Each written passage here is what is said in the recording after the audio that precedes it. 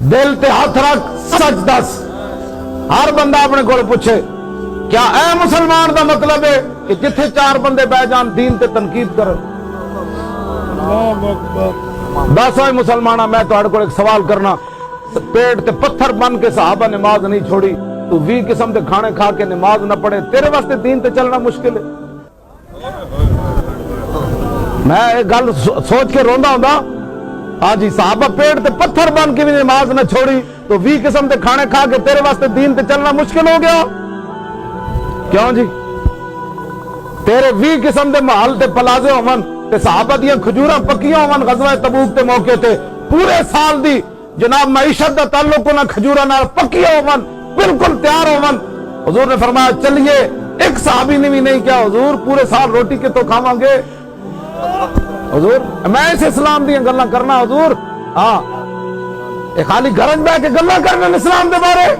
تو دتا کیویں اسلام نو مینوں دس, دل تے ہاتھ رکھ سچ سچ دس. اے مسلمان دا مطلب کیا؟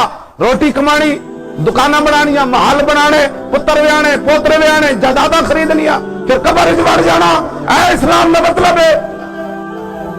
دل تے ہاتھ رکھ سچ سچ دس. اے مسلمان دا مطلب کیا؟ عشق نبی نہیں سینے وچ, بت راز ایمان دا مطلب کیا؟